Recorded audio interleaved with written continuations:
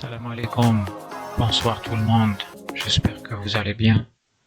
Donc, la liste officielle de Petkovic pour les deux matchs de qualification pour la Coupe du Monde, au Botswana et en Algérie face au Mozambique.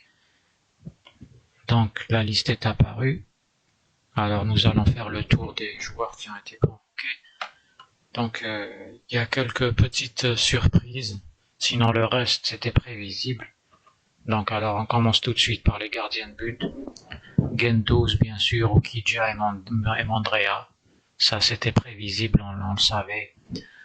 Les trois gardiens du même niveau. Arrière droit, nous avons Farsi et Attal, comme prévu. En arrière gauche, nous avons Ait Nouri et Hadjam aussi, comme prévu. Alors en défense centrale, Petkovic a préféré continuer avec Mendy. Et ben voilà, il a continué avec Mendy. Mendy joue pas depuis quelques matchs. Il a préféré continuer avec Mendy au lieu de ramener quelqu'un comme Sohaib Nahir. C'est dommage, c'est bien dommage. Je trouve que c'est une perte de temps. Il aurait dû ramener Nahir pour le mettre dans le bain. Malheureusement, il a préféré ne pas le ramener. Donc il a continué avec Mendy. Et il a continué avec Touba bien sûr, Ben Sebaini. Et la grande énigme c'est Madani, le joueur de la GS Kabylie. Entre Madani et Sohaib Nahir, c'est deux mondes différents. Madani, sincèrement, il a rien du tout comme défenseur valable.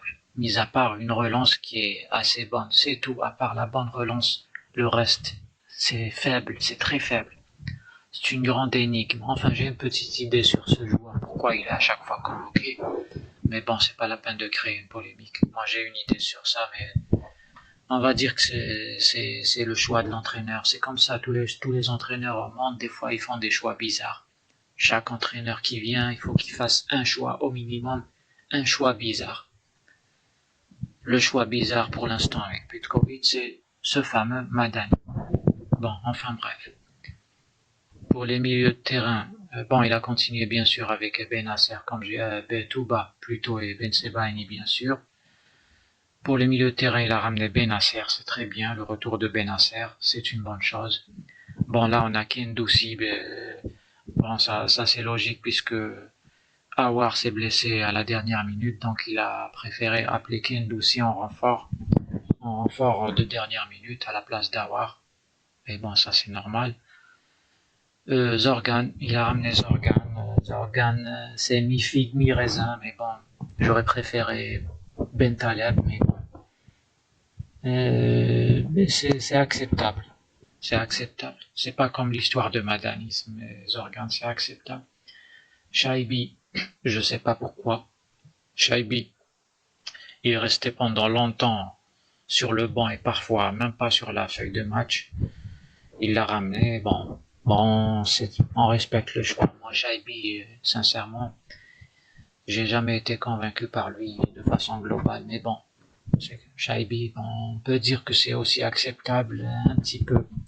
Sa situation, non, mais bon, le joueur, enfin.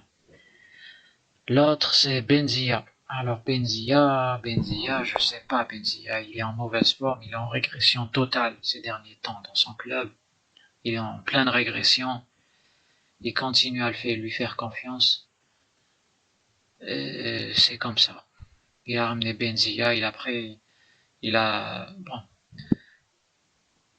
ensuite on a Boudaoui. Boudaoui c'est logique. Boudaoui, il est stable et constant dans son club Nice. Alhamdoulilah, il s'est pas blessé parce que d'habitude à chaque date FIFA il se blesse. Cette fois, alhamdoulilah, il est pas blessé. Ensuite on a Abdelli. Abdelli, c'est pas mal. C'est pas mal de façon globale, Abdelli. Après on a sur le flanc offensif, on trouve Amoura, rien à dire. Le retour de Belaïli, c'est logique. C'est logique, vu ses prestations en club, ses dernières prestations, il a repris sa forme, c'est logique. Mahrez, c'est plus ou moins logique aussi. Mahrez. Hadj Moussa, c'est logique aussi, rien à dire vu sa prestation en club. Gouiri, rien à dire, c'est pareil. Maza, excellent, rien à dire. Ensuite, on a aussi Benrahma. Benrahma, deuxième division en Arabie Saoudite. Il est allé, bon, c'est pas la peine de revenir là-dessus, j'en ai déjà parlé dans une vidéo précédente.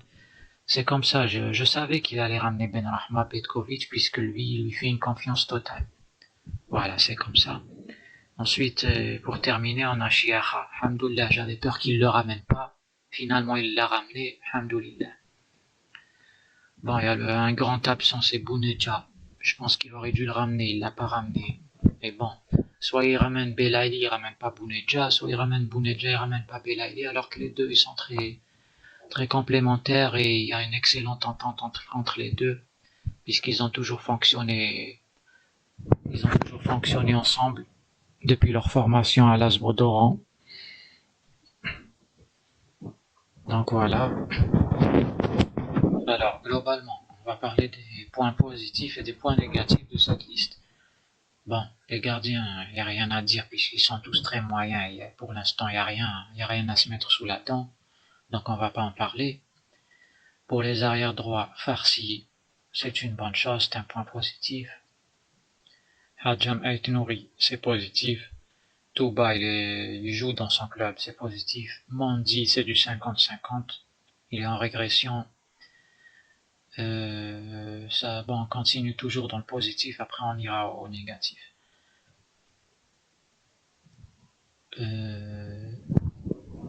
Bensebaini, ça va.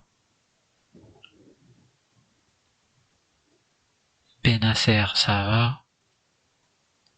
Kendoussi, c'est acceptable.